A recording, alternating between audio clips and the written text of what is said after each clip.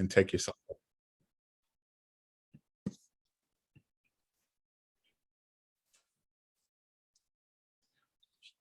Well, thanks for joining us today for our very first virtual Civic Saturday, the Tennessee edition. Typically, these are done in various areas across the country in unique cities. But what we did this time is we decided to all come together as one group to dialogue about what we are here to do from a civic standpoint, what our mission is of being a part of Citizens University to build a culture of power, responsibility, and citizenship. We envision this work to be one that invites everyone to the table, gives you an opportunity to recognize that being an American citizen just does not come with a vote, but it also comes with the opportunity to realize that you have a voice. You have a voice that can be shared, that has its own unique story, that has its own unique lens. And ultimately, it deserves to be heard. It needs to be heard. And so we're excited that each one of you has decided to come here and join with us this morning. But before we go forward anymore, I want to introduce the people that will be co-hosting with me and being a part of this. We first have Shamichael Hallman. Shamichael is a part of the Memphis area. If he could introduce himself and unmute himself. And then we also have Whitney. Whitney is out of the Athens, Tennessee area. She's in East Tennessee. Did I say that right? Correct. All right. So we want you guys to both go ahead and just introduce yourself and say a couple of things about who you guys are and go from there. Good morning, everyone. Shamichael Hallman, Memphis, Tennessee. I came through I think it was the 2018 Civic Saturday cohort. And since then have been hosting Civic Saturdays throughout the city of Memphis on college campuses and public libraries. So really excited to be here. And I'm Whitney Coe. I'm also happy to be here. I'm calling in from Athens, Tennessee. It's in East Tennessee between Knoxville and Chattanooga. So I'm on Eastern time. And I've been hosting Civic Saturdays in Athens since, I guess, 2017 maybe. And we've turned this into a quarterly event for Athenians. And we do it under the auspice of Main Street. We have a Main Street program. And so every quarter, Main Street will bring us together at a different location in Main Street. And we'll talk about things that are top of mind for Athenians in the civic space. Everything from like raising the sales tax to fund a new school to whether or not we're going to pass a referendum. So it's been a really wonderful tool for us. So yeah. Awesome. Thank you, Shamichael. Thank you, Whitney. As you can see, there are a lot of great things that are going on across Tennessee. Myself, I've been in this space of Citizens University and Civic Saturdays since February of this year. So this is my very first event that I'm hosting myself. Now, the fascinating thing about it is that I came with a mindset of thinking that this is an individual thing. This is my lens, my experience. What I found is that there's a network of people here that actually have this same experience and have this same desire to be engaged in various things. So what we'll do here is this. We'll hear some poetry, we'll hear some musical artists, we'll hear some civic scripture. Myself, Whitney, and Shamichael will give a civic message that will be designed to invite everyone at the end of it to civic circles. And in these circles, what we'll get to do is we'll discuss the topic itself at hand and how we can go forward as citizens to engage, empower, and unite. This might be a little difficult for you, might be a little different for you all who might be new to this environment. For example, you might think that this is not an opportunity to be your authentic self because you may not know anyone here.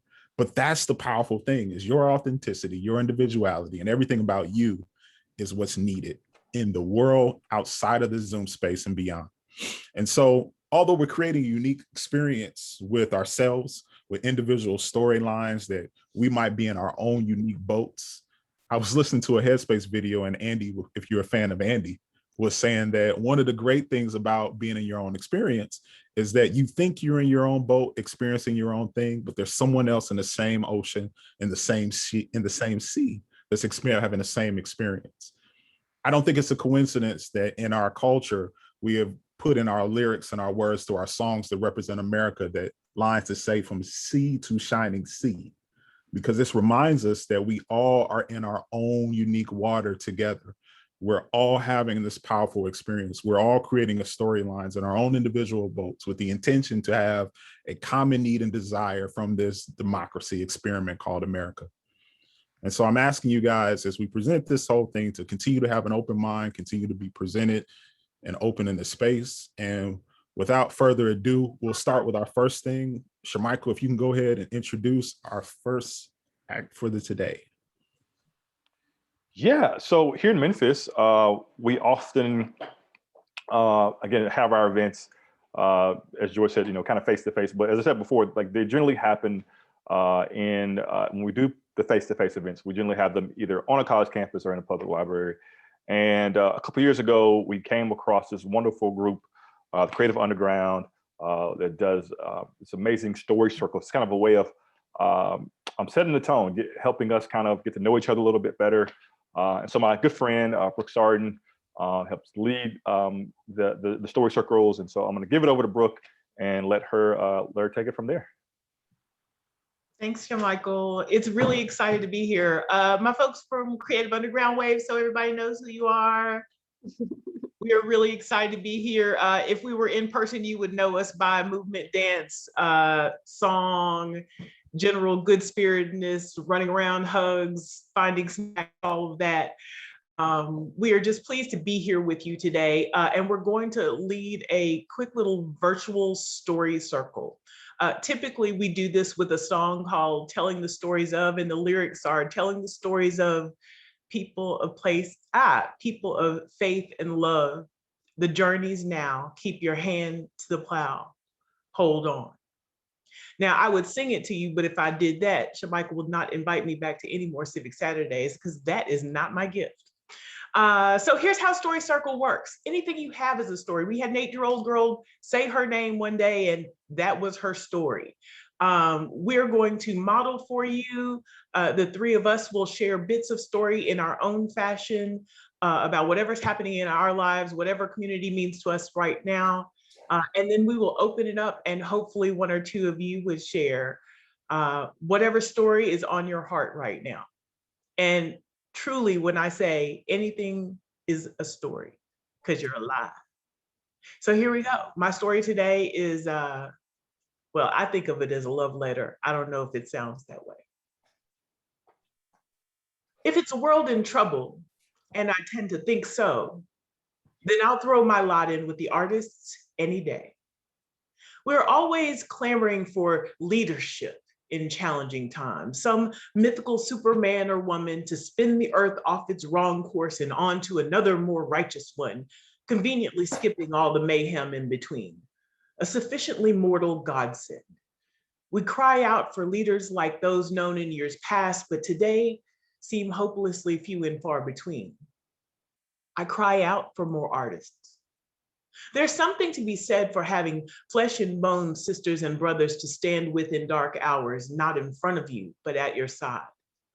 And it's not that we love and hug each other always. Most of us will never meet, but my artist friends at least will be truth-telling today and tomorrow and the next. They'll tell you the ugly truth when it's real and remind you of grace more often than that. Not a leader, but dozens, no, hundreds of visionaries among us if we choose to acknowledge and support them.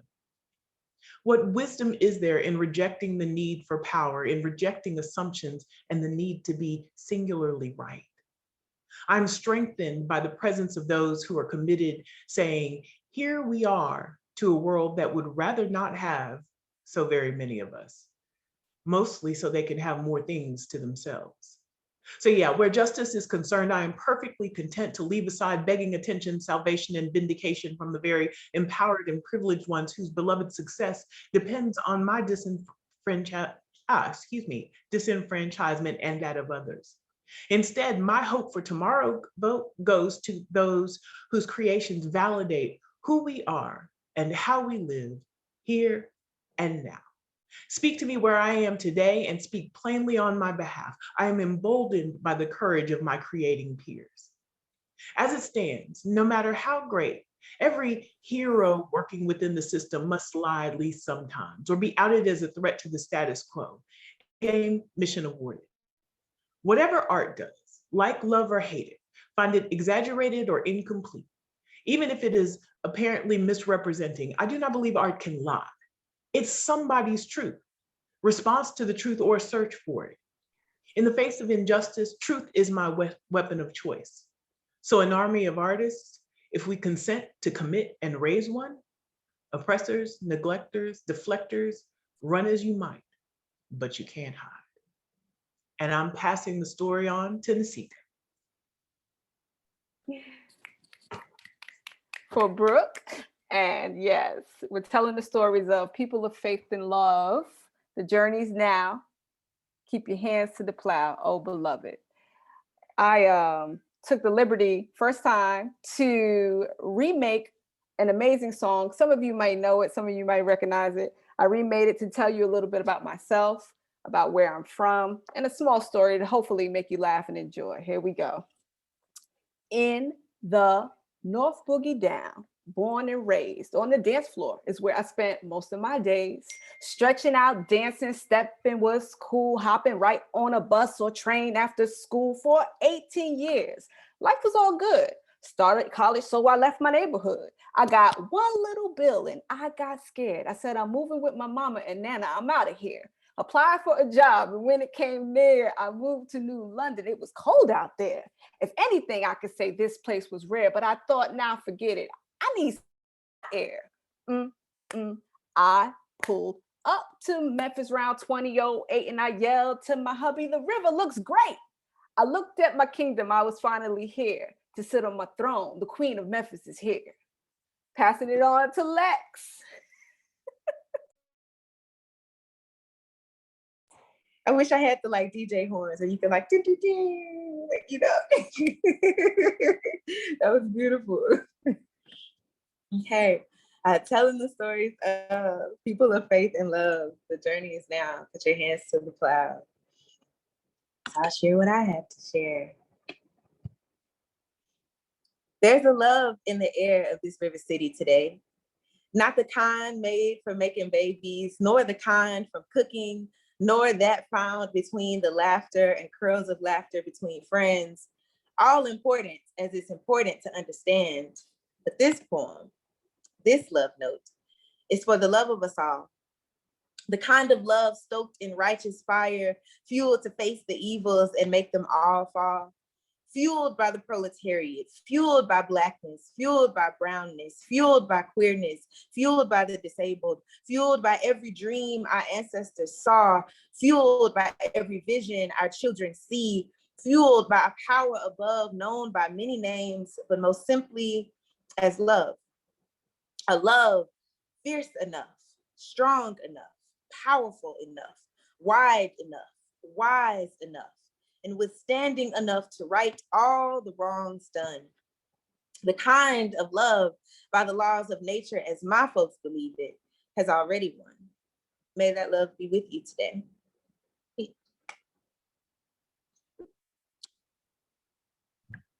Thank you for that. It was beautiful. Beautiful, beautiful. So now we will open up this time that if you are a person of faith or love and have something on you that you would like to share, this is your time to do so. Don't be shy. You can tell us what you ate for breakfast and you don't even have to wrap it.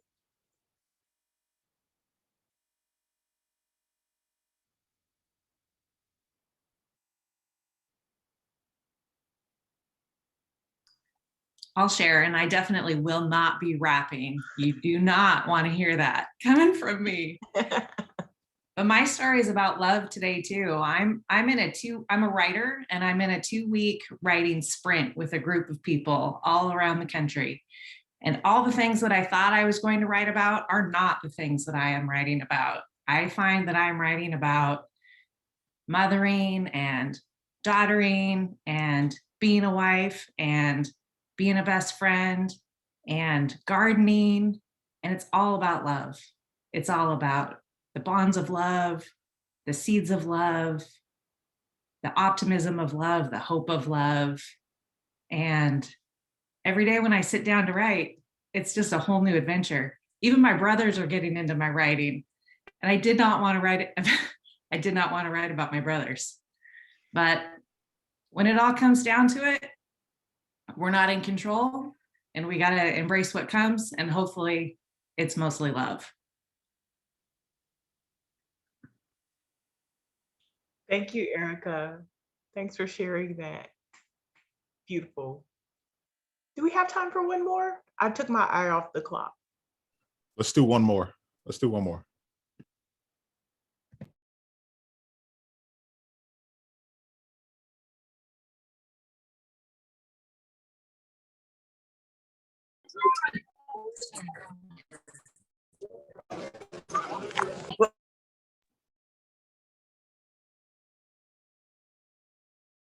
Okay. Well, if we thank you so much, guys, for sharing. We appreciate it and glad you're here. I'm going to pass the mic right over to Whitney. Whitney, if you can go right ahead and take it from here. Thank you so much, George. Gosh, that's a hard thing to follow. I'm supposed to give you a civic message that I've been thinking about for several weeks, but actually I just couldn't, like you, Erica, the things I was thinking I was going to write about, I wasn't able to. So this message truly comes from the heart in the last 24 hours or so, and a sleepless night even. So I just want to acknowledge, because I need to, that it's been a really hard year. It's been a really tough and challenging year.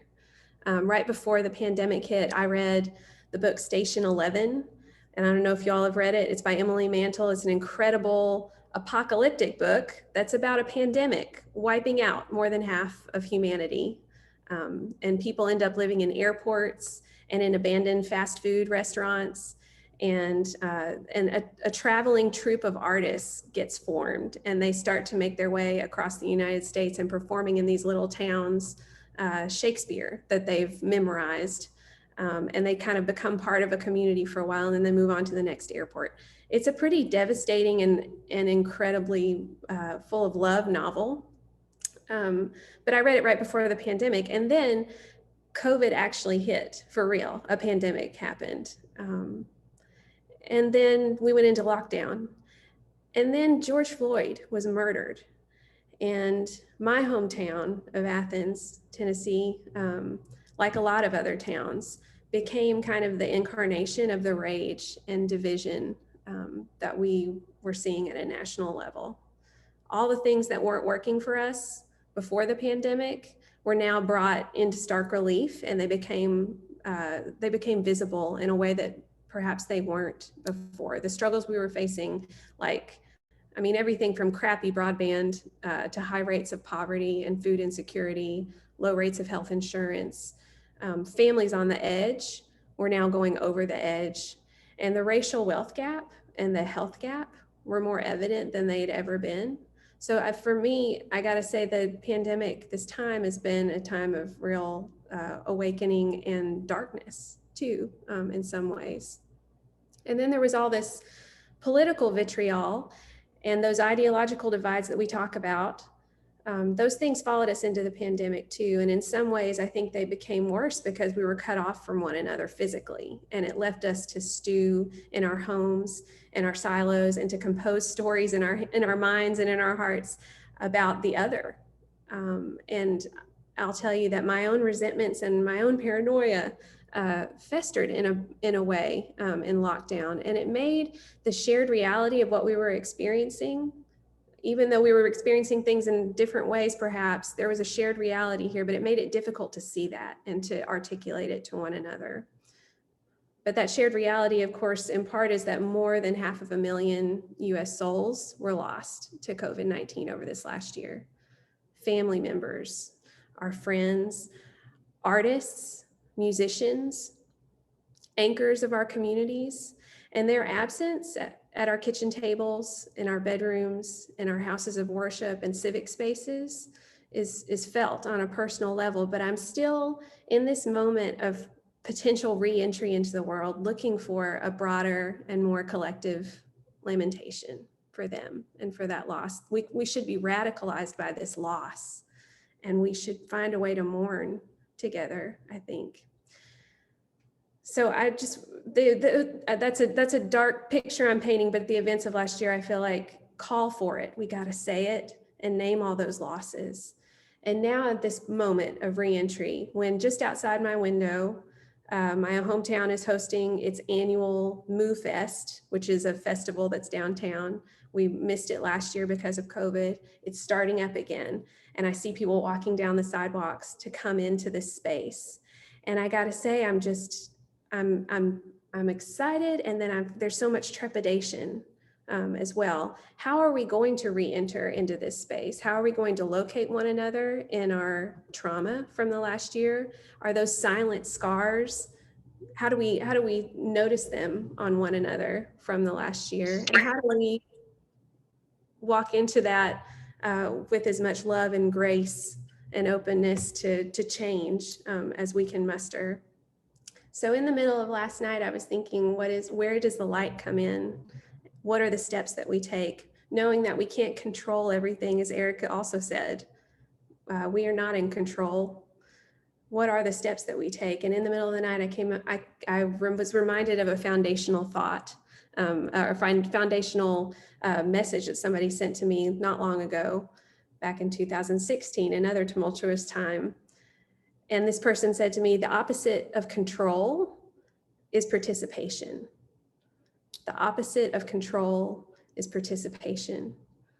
So we're not in charge of everyone's grief, but we are called upon to show up and participate in that mourning.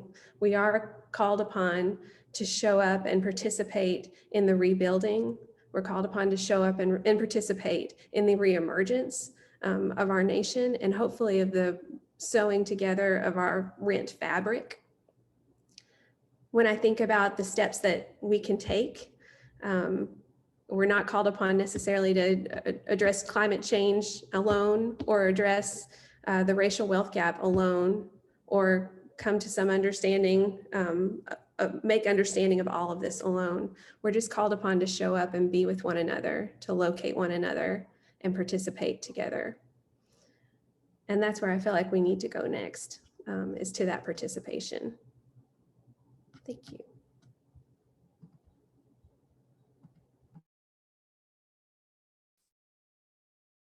Thank you, Whitney. Thank you so much for sharing your heart. Thank you so much for sharing your thoughts. And above all, thank you so much for the transparency of understanding the uniqueness of where we are right now. It's common for us to want to push past moments like this and just push forward and say, hey, you know, back to normal.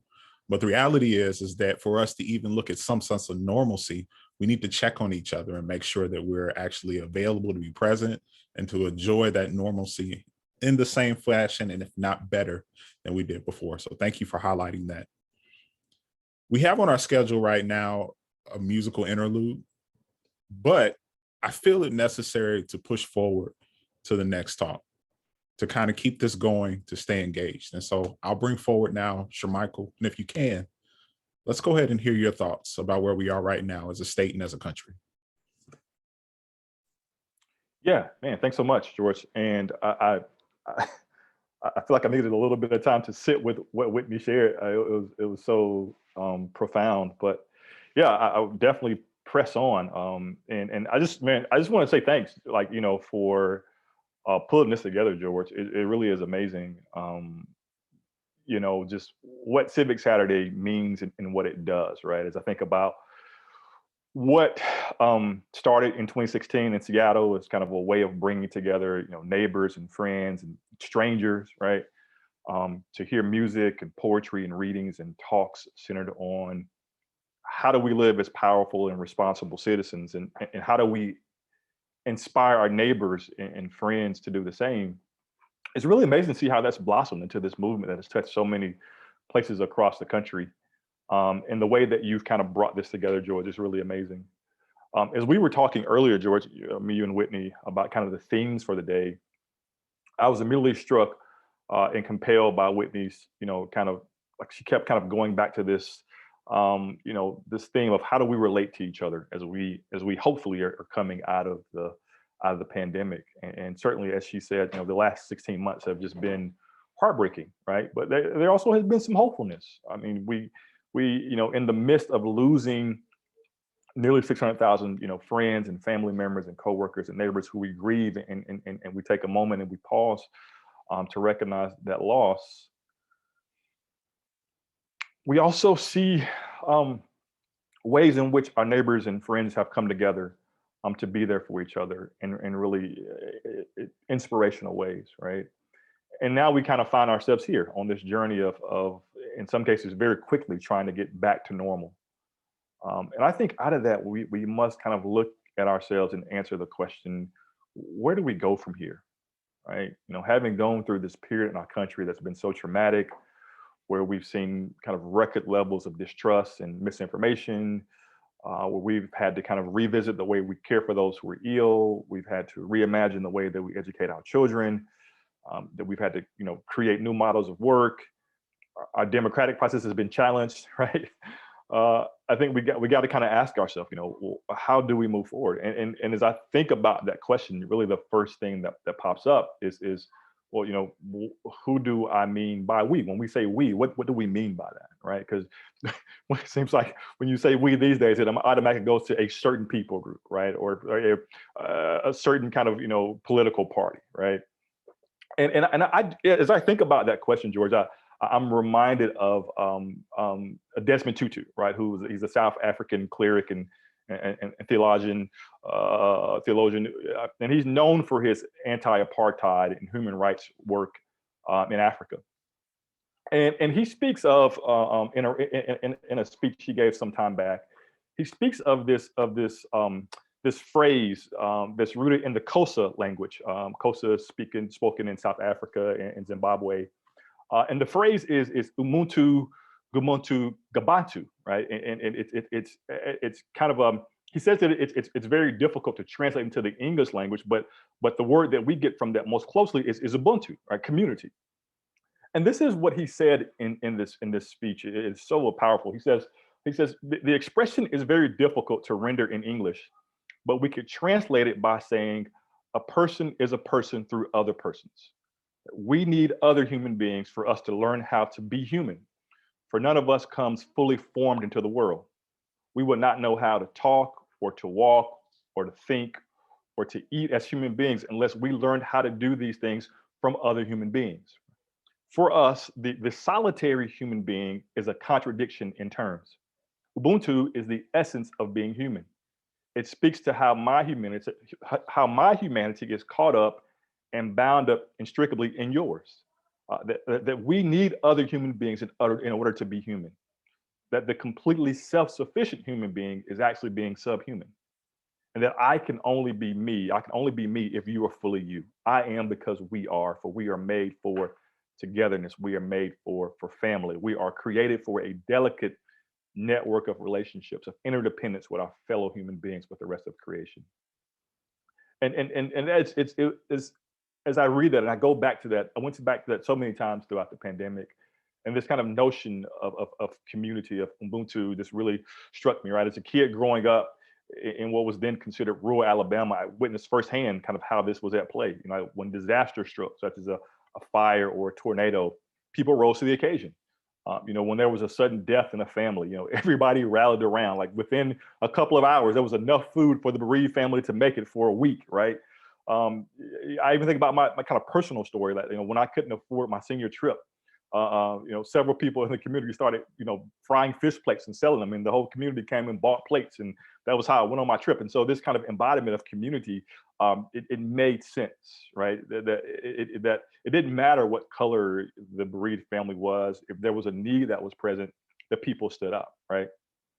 And as I think about like what we're trying to get back to, I think this sort of utopia of like we're all in it together is what we're rushing to get back to. But I think we have to be careful about rushing to get back to that place without fully examining what that place means, right? Because even as I think about that rural Alabama town that I grew up in, even though people came together in really interesting ways to meet needs, this was the same part of Alabama that recognized separate but equal years and decades after Brown versus Board of Education had passed. This is the same part of rural Alabama where, you know, if you got caught in the wrong part of the city after dark, and you were a person of color, you were a Black person, you know, you might, you know, have to fear for your life, right? And so how do we kind of weave all of that into this idea of getting back to normal? What does it mean for us to exist together? I've been reading this really interesting book, well, lots of books. I'm a librarian, so like I feel like there's always more books to read than possible. But Astra Taylor has this really interesting book called Remake the World, and she says in the book, the world is a complicated place. We are permeable, interconnected beings subject to infection by ideas and viruses. We're connected across time and space. Our beliefs are shaped by past events. Our bodies impacted by what happens on the other side of the planet. Our lungs fill with air in exhale from the next room. That autonomy, she says, is impossible. Faced with the prospect of this revelation, some people recoil. They take solace in notions of separation and nationalism and self-reliance. And given the fact of this interconnection, the rest of us will never be able to wholly isolate ourselves from these individuals, however much we might like to do. We might like to separate ourselves from these individuals, but the reality is that we can't, right? It's not possible. So instead, we have to work to combat and transform the ideologies and institutions and incentives that enable these individuals. So how do we actually do that? What does it actually take for us to get there? And I think, as I kind of close, the thing that is called upon of all of us living as citizens is that we must reject apathy, right? It's apathy that lets us kind of sit idle, right? That as forests fall, as rivers clog up, as crops become difficult to grow, as chemicals infest our communities, as nuclear waste penetrates and pollutes the earth, as some species die out and continue to live, it's you know, as some children are sold into prostitution or used in wars between countries, it's this kind of apathy, right? That kind of disables us from really being able to act. And so I'll close with this report that was published just a few months back by the Commission on the Practice of Democratic Citizenship. They've been working for the last 2 years to develop a report that explores how to best respond to the weakness and vulnerabilities in our political and civic life, and how do we enable Americans to participate in a 21st century democracy. And they have 6 recommendations that I would highly encourage you to go back and read. The first recommendation is around equal representation, right? And introducing things such as ranked choice voting in presidential and state elections, and having independent redistricting commissions. The second recommendation is really empowering voters and thinking about same day and universal voting, restoring voting rights to citizens with felony convictions. The third recommendation is really around responsive government, and really here they talk a lot about participatory governments, you know, giving the people the say so in the budgets that are passed and the laws that are created. The fourth recommendation is around connected communities, so you know, creating a trust for civic infrastructure. The fifth recommendation is around social media as civic media. And then the sixth recommendation is a culture of shared commitment. This is kind of investing in civic education and developing a civic faith. And as Whitney said, we can't do all of these, but what I think we can do and what we should do is figure out where we belong. Where's the corner of the earth that we decide we will hold up, and find a place to dig in and fully dig in. Thank you so much.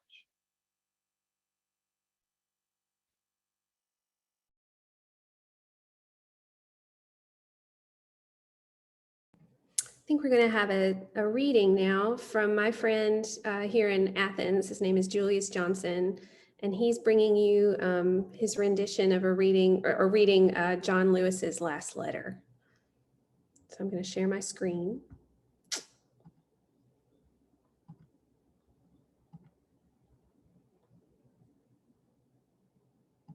While my time here has now come to an end, I want you to know that in the last days and hours of my life, you inspired me. You filled me with hope about the next chapter of the great American story when you used your power to make a difference in our society. Millions of people, motivated simply by human compassion, laid down the burdens of division around the country And around the world, you set aside race, class, age, language, and nationality to demand respect for human dignity. That is why I had to visit Black Lives Matter Plaza in Washington. Though I was admitted to the hospital the following day, I just had to see and feel it for myself that after many years of silent witness, the truth is still marching on. Emmett Till was my George Floyd. He was my Rayshard Brooks, Sandra Bland, and Breonna Taylor. He was 14 when he was killed, and I was only 15 years old at the time. I will never, ever forget the moment when it became so clear that he could easily have been me. In those days, fear constrained us like an imaginary prison, and troubling thoughts of potential brutality committed for no understandable reason were the bars. Though I was surrounded by two loving parents, plenty of brothers, sisters, and cousins, their love could not protect me from the unholy oppression waiting just outside that family circle. Unchecked, unhinged, violence and government-sanctioned terror had the power to turn a simple stroll to the store for some Skittles or an innocent morning jog down a lonesome country road into a nightmare. If we are to survive as one unified nation, we must discover what so readily takes root in our hearts that could rob Mother Emanuel Church in South Carolina of her brightest and best, shoot unwitting concert goers in Las Vegas, and choke to death the hopes and dreams of a gifted violinist like Elijah McClain. Like so many young people today, I was searching for a way out, or some might say a way in. And then I heard the voice of Dr. Martin Luther King Jr. on an old radio. He was talking about the philosophy and discipline of nonviolence. He said, we are all complicit when we tolerate injustice. He said, it is not enough to say it will get better by and by. He said, each of us has a moral obligation to stand up, and speak out. When you see something that is not right, you must say something. You must do something. Democracy is not a state. It is an act, and each generation must do its part to help build what we call the beloved community, a nation and world society at peace with itself. Ordinary people, an extraordinary vision, can redeem the soul of America by getting into what I call good trouble, necessary trouble. Voting and participating in the democratic process are key. The vote is the most powerful nonviolent change agent you have in a democratic society. You must use it because it is not guaranteed. You can lose it. You must also study and learn the lessons of history because humanity has been involved in this soul-wrenching existential struggle for a very long time. People on every continent have stood in your shoes through decades and centuries before you. The truth does not change. And that is why the answers worked out so long ago can help you find solutions to the challenges of our time. Continue to build union between movements stretching across the globe because we must put away our willingness to profit from the exploitation of others. Though I may not be here with you, I urge you to answer the highest calling of your heart and stand up for what you truly believe. In my life, I have done all I can to demonstrate that the way of peace, the way of love and nonviolence is the more excellent way. Now it is your turn to let freedom ring. When historians pick up their pens to write the story of the 21st century, let them say that it was your generation who laid down the heavy burdens of hate at last, and that peace finally triumphed over violence, aggression, and war. So I say to you, walk with the wind, brothers and sisters, and let the spirit of peace and the power of everlasting love be your guide.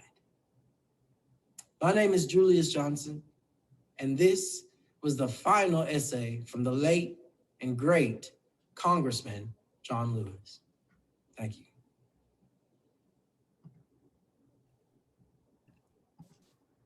you. Wow.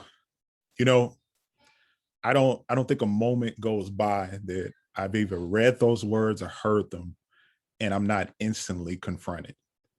I don't know about you, but I remember I took a class one time of neurolinguistic programming.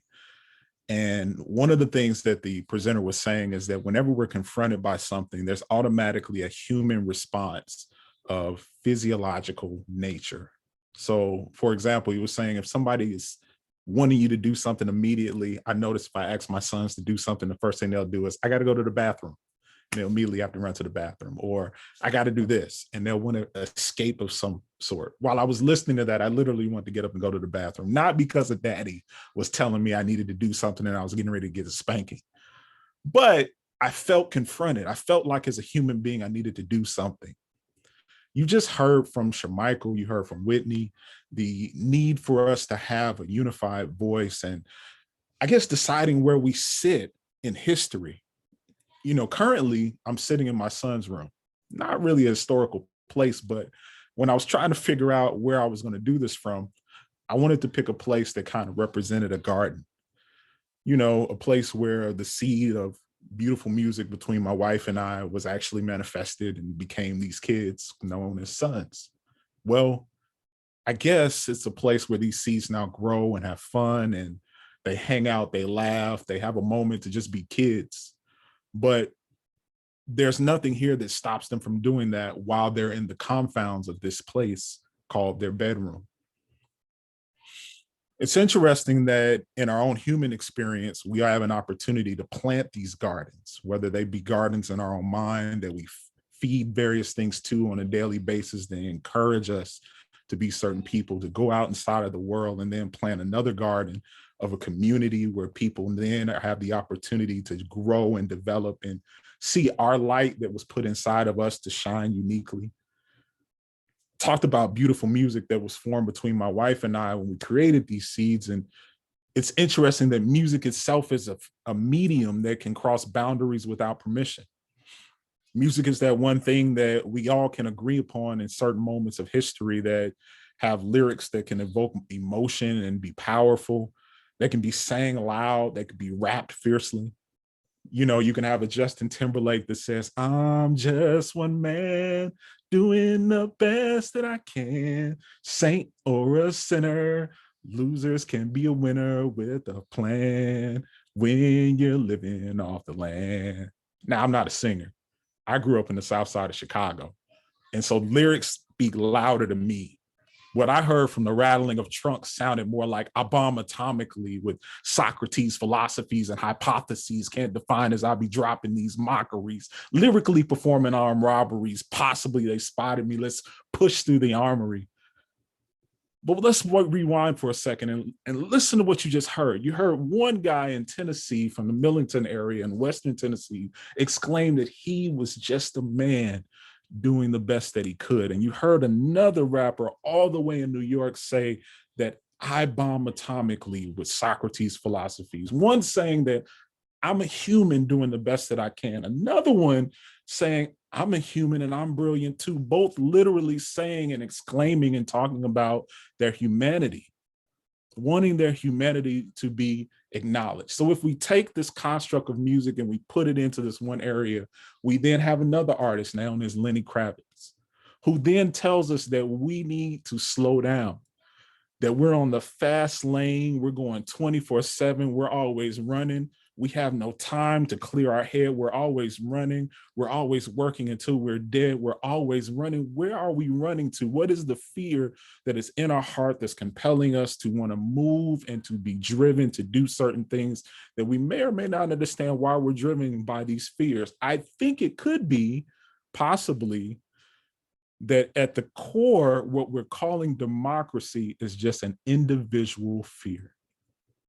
Is it possible that we've allowed this individual fear to be the thing that pushes us and drives us to decisions at the ballot box, that drives us to decisions at the grocery store, to take all the toilet paper or take all the bread, not thinking that our neighbors in our communities could need it as well? I submit to you sometimes that in order to form the more perfect union that our forefathers envisioned for us, that it could be that we need to embrace a distinctive truth that we have a lot more in common than we have in opposition towards each other. So let me just propose that, let's just say we can narrow this down to about 3 things. If I were to say to you guys, let's pick 3 things that you think could be those items that could change your situation or your neighbor's situation or your community situation, the state's situation, whether you're talking about rural Tennessee or you go right above it 2 hours to McKenzie, Tennessee, whether you're talking about Nashville, Tennessee, or you're talking about 15 minutes out in Mount Juliet, if you're talking about Chattanooga or you're talking about Athens, whether it's rural or it's urban, what are those 3 things that can be in common? I'll start. I'll give you 3. 3 that come to mind instantly were education, because we all need that, right? At some form in our life to be informed. Ignorance is not bliss. It's something that we all could need. Healthcare is another thing that we all could say that is important to us at some point. And a livable wage, sometimes even an above livable wage, to be able to meet those needs and to see what's there. Now, unity can be broken down and can be seen in this form of fashion by the work that's done by the Urban Rural Action Network. This is a national movement that literally exists to promote urban and rural collaboration on issues that impact communities such as gun violence, mass incarceration, hunger. And they've picked those 3: mass incarceration, gun violence, and hunger. Here we see that more issues that citizens have that unite them and address them together. So as we continue with the rest of this, think about what could be your 3 that could be a recognition of how our lifestyles could be addressed more from a human perspective versus an individual perspective.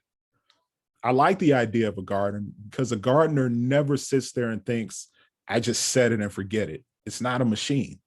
A gardener constantly has to go to his soil, his or her soil, and turn it or water it or add more light or plant additional seeds just to kind of see exactly what could be needed to improve the area around me and how can I actually take this environment and challenge it to grow. I will say this though, that we can no longer place all of our power into single individuals' hands with powerful last names and wealth, meaning no one named Kennedy, Bush, Clinton, Obama, Trump, or Biden has an extra set of gray matter in their brain, an extra set of lungs, or another kidney that can filter out more toxins from their bodies than what we possess.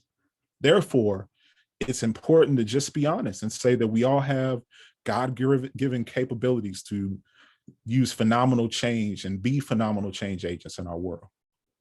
We all have the time, the talents, the resources. And I guess I was confronted for a particular reason, because if I'm 100% honest, I had not been doing that. I thought my vote was enough. I thought it was enough for me to say every 2 years I vote from local elections and every 4 years I vote for a presidential election, and then I can just move on. But what I've discovered through this interaction with others from across the country is that in order to realize the dream of equality, that there's some equity that can be achieved, that there's an opportunity that we have here to talk to others and talk with each other and learn from each other, that we have the answers that we need, and we are the people that we've been looking for. Opinion is one thing, but engagement is what we long to accomplish. I'll say that again. Our opinions are one thing, but engagement is what we long to accomplish. So there are nonprofits that are doing work. There's advocacy that's doing work. There are partners that are doing work. Where can we put our hands to the plow and do that work? That's the challenge we leave with you today. And so as we go forward to the next part of our program, what I would like to do is I wanted to break out into circles, but because of time and because of the crowd being as small as it is, I think it would be okay if we just kind of started a dialogue here. And in this environment, I'd like to pose a question to you guys of what are those 3 things that if you were able to contribute to the civic recovery of our nation, whether it be on a local or state level, and what areas could we all cite our human needs and what could we advocate for?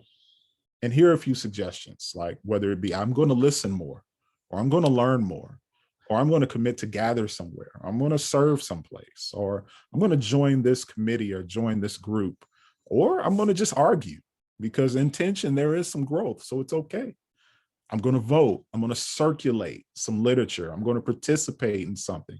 I'm going to make sure that I'm including myself and inserting myself somewhere. So I'm going to open the floor. If you can unmute yourself, please, and just tell me some of those things. What are those things that you feel like you can be engaged in?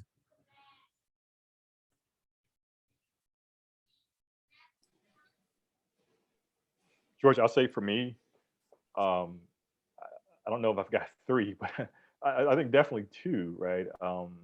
Certainly to continue to, host Civic Saturday gatherings. I think, just to be able to have the conversations that we're having now are like really important. And I think the more that we can do that and intentionally ensure that, we've got a diversity of thoughts and opinions that are at that table. And then professionally, all of my work is really on public spaces, right? So, you think about, well, where is it possible to actually even be able to have these gatherings, right? That certainly it could be difficult to do it in a private space. It could be difficult to do it in a church or a synagogue or a mosque, right? But you could probably definitely do it at a public library, right? You could probably definitely do it at a community center. And thinking about the sort of infrastructure that these spaces need to make sure that they're high quality spaces where people can actually come together of different backgrounds and different ethnicities, different political ideologies could actually come together and begin to have conversations. So I would say those are the two spaces for me. Thank you. Thank you for sharing. I see Brian wrote something in the chat, if he doesn't mind me reading it. Or if you were going to say something, I see you unmuted yourself, Brian. Yeah, you can read it, but I'll add after. Okay, go right ahead. We want to hear Yeah. So I mean, you can read what I wrote in the chat, but my focus is really sort of organizing everyday people, helping them broaden their own imaginations and stop waiting for people to come rescue them, helping them to embody their own story. We have our storytellers on here. Story is so essential, and people need to start embodying their own story, and helping people to imagine what their story could be, and stop waiting on others to do the things that need to be done, because it won't. Power's not going to concede. Everyday people have to rise up and build up. So that's where my focus is. Good, good. I love it. Anybody else? We have about 5 more minutes or so. But please, we definitely want to open this space again. There is no right or wrong answer here. I mean, we came together because we recognize that there is a collective need for everyone's brain power to be used to come towards some type of solution. And so this is where the birthplace of ideas. Consider this an incubator for the birthplace of ideas.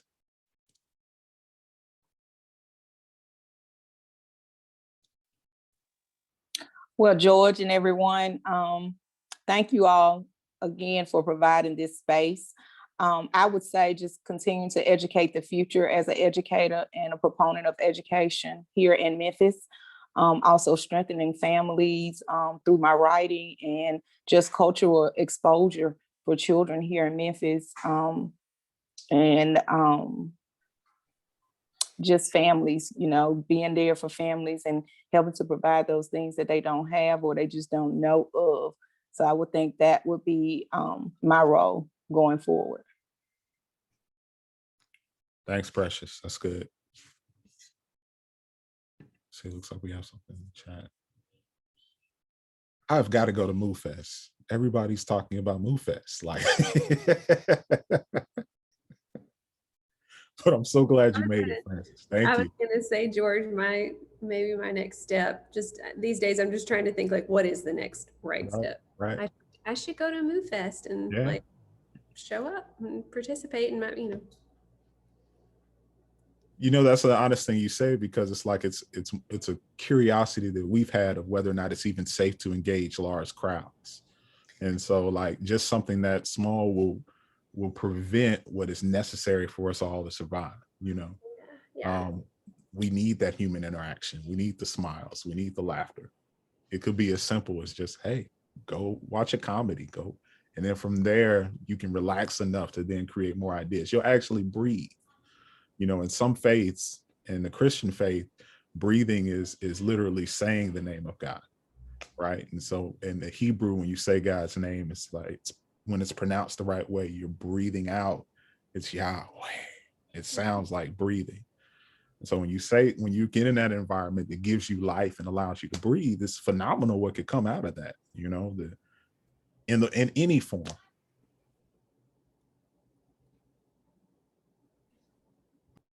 I have Anybody a thought. Go ahead. So our conversation is making me think about she's a writer, thinker, essayist, artist, Audre Lorde. I really look to her as an ancestor for a lot of things. And she has a quote that she says that it is not our differences that divide us. It is our inability to recognize, accept, and celebrate those differences. And I think that within our conversation about humanity, I feel like that is definitely a part of the work where I show up, is to invite us into the space that there's even more richness and more depth in our like accepting of where things are different, that to me becomes even more expansive to our commonalities. Like that in leaning in and saying, like, as we show up around these common topics, this is where this goes this way over here, this goes that way over there, this goes that way over there. I think it almost like, it feels like an opposite effect, but it, to me, like it expands the space for everyone to be able to come into the room, because so many people could see that our common experiences might take us different ways, but they come back around to, yes, we do all still need the same things. So I think that for me, my work is to invite us to explore and navigate the tensions and differences in between, so that we can center in that core of people needing people, and that we can all share that, and that we can all do that work together over the common things that we're experiencing. I love that. Thank you for sharing. Anybody else? Hey y'all.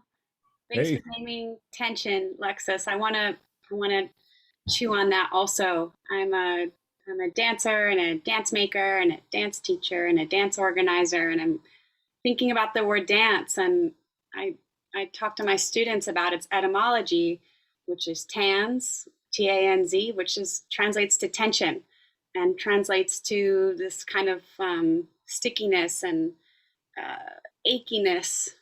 And I feel like that gets a bad rep. It has this connotation of tension in the region, tension in the body, tension in a relationship. When I think about tension in my embodied practice and my teaching practice, I really think about it as this really fertile place. I think tension is a really good thing. I think that, so to respond to your question, I feel like my mission right now is to continue to in my spaces really reclaim tension as an appetite. We need to have an appetite for tension, a curiosity for tension, patience for tension, and tension that's healing, tensions that is embodied, tension that is interdependent by nature and caring. And I'm going to really continue to think about that. So I really appreciate you naming that, Lexus, and everybody here today. Thank you.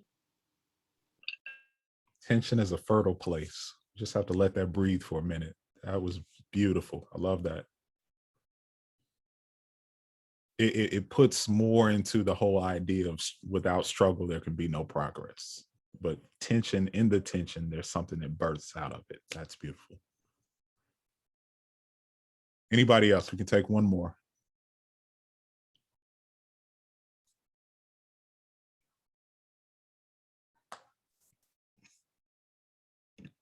All right. Well, if not, I want to first thank you guys for coming and thank you all for attending. Please look for a survey to come from this event, as well as an opportunity to attend the next one. If you did not name those three things have meaning and purpose, because we would like to use some of those things to talk more and to engage and to see if we can come with some solutions, or if not solutions, just to, again, create this as an incubator for action and change and space that someone can, for a week, just who has felt like they've just been holding on to something and just needed to express themselves in a creative way and in a dialogue. This is that space where you can do that. So thank you all for coming. If there's nothing else, we'll leave the chat open for dialogue, for virtual high fives and hugs, and we'll see you guys next time. Thanks for inviting us, George. George. Thank you so much. Thank you so much. Love the story circle and everything. Off to Moo Fest. Off to Moo Fest. Off to Moo Fest. How long is the drive? Because we may have to make a drive. Is it like, you guys are what, 3 hours from us? Yeah. Yeah, oh man. How is it, the entire weekend or just today? No, it's just a Saturday. It's a Saturday. 5, and I We're think gonna I'll be plan wearing for a that. mask. There are a lot of people for sure. Yeah, understandable. Definitely understandable. Well, this was really wonderful. I've recorded it. It's to the cloud. It'll take a little bit to, I think, render, and then, just tell me best way to send. I don't know who to send it to. Okay, that'll be fine. Well, I mean, if you have the space where you can email it, if not, maybe, what is that called? Like a Dropbox file? That could be great. So either way, it's good. Awesome. Well, I'll see you all. Take care. I just want to say thank y'all for the books too, because I wrote those down. Station 11 and Remaking the World. Thank y'all for those. Good. Oh yeah, awesome. Thank you, Alexis. Yeah. Bye. Take care, Alexis.